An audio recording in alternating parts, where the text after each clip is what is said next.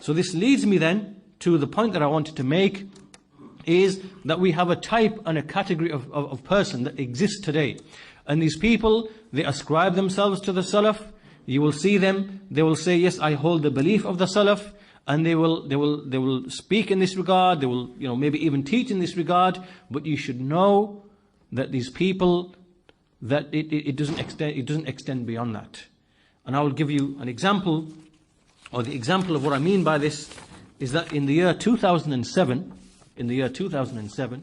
there was a pledge that was signed, a pledge of mutual cooperation and understanding. And this pledge was a gathering of the Jahmiyyah.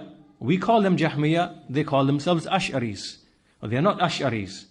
They use this label fraudulently.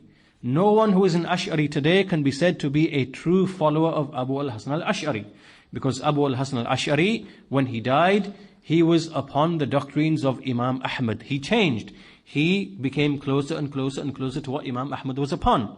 And then some people came after him who ascribed to him, but then they began to change his teachings bit by bit until they went back in the direction of the Jahmiyyah and the Mu'tazila. So, there's a gathering of these people.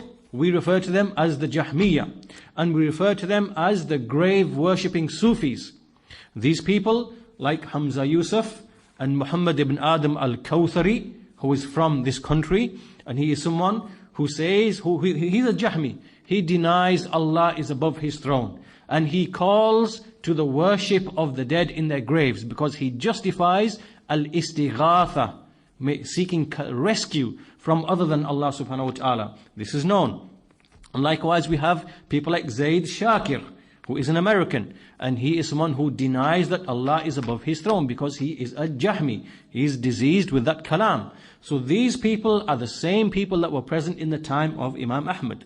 However, we have another group of people who claim to be upon the way of the Salaf, and so what they do is that they come together and they sign a pledge.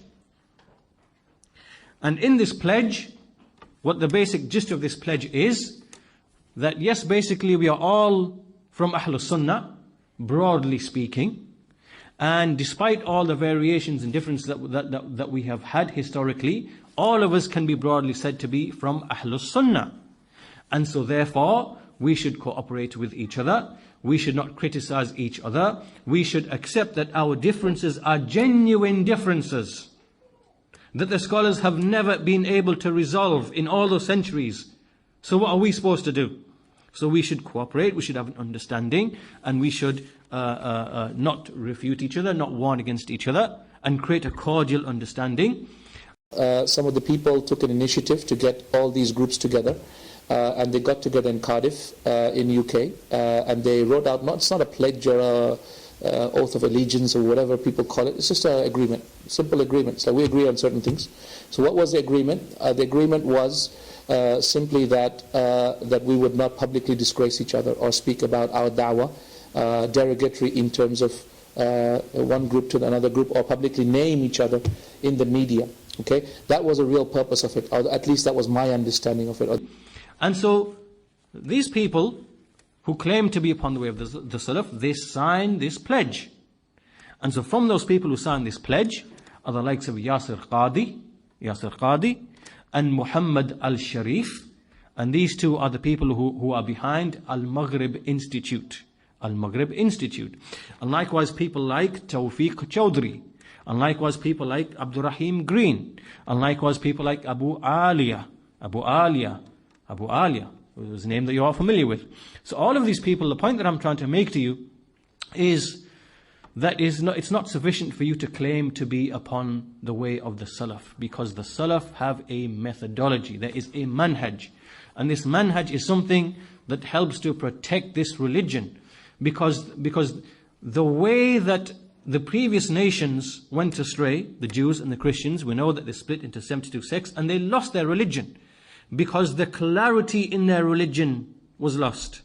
First of all, because Allah didn't intend it and want it to be preserved. Why? Because there was a final messenger to come. But the point that I'm making is that if the truth is not made clear from the falsehood, and the people who carry that truth are not made clear from the people who carry falsehood, then there will be a blurring of the truth. There'll be a blurring of the truth. And when that blurring of the truth occurs, this is when we get schisms and sects and differences and variation. And then this is how the deen becomes corroded. This is how the deen undergoes tabdeel, change. And so sometimes we have to look at things from the right angle. And the angle here is that the actions of these people is treacherous. This is treachery. This is despicable. That when you see how Imam Ahmad and the scholars of the Salaf used to treat the Jahmiyyah, you come along and you give these Jahmiyyah a lease of life. You give them a lease of life. Not only that, you give them a lease of life, you say about them, I personally have no qualms considering these groups within the broad fold of Sunni Islam. That's Yasir Qadi. And likewise you say, I am eager to further my relationship with them. I sense a genuine spirit of Islamic brotherhood whilst amongst them. I wish the best for them and their da'wah. And their da'wah to denying Allah is above the throne. And their da'wah to calling upon people to make istighatha through other than Allah subhanahu wa ta'ala. I am desirous to benefit from their wisdom and knowledge. This is a man whom Allah has misguided upon knowledge. This Yasir Qadi. He's diseased in his heart to make these kind of statements. And he says, when he's mentioned to him, why don't you refer back to the scholars, those scholars who you studied with in Medina? And this is his response in his own writing.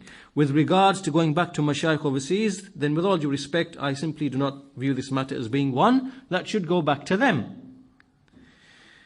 If I myself have experienced firsthand the Western situation for the last few years, have changed my own views, and I am from the West, how would I then expect an alim who has lived his entire life in India or Saudi to understand our situation? Sometimes we place our ulama above the level that they deserve, and that is a fact that needs to be said plainly and clearly. And then he goes on with the same point. And then he says, others whom I respect, I would turn to for guidance in matters related to the situation of Western Muslims are, he mentions amongst them, Sheikh Salah as-Sawi.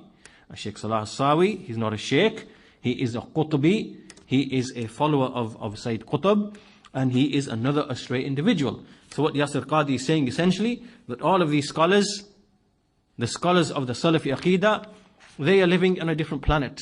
That's essentially what he's saying. They live in a desert somewhere over there. They've not experienced the West like I have. And if I want guidance in the issues in the West, I'm just going to go to Salah as-Sawi and others from these astray people from Ikhwan al-Muslimin and other than them.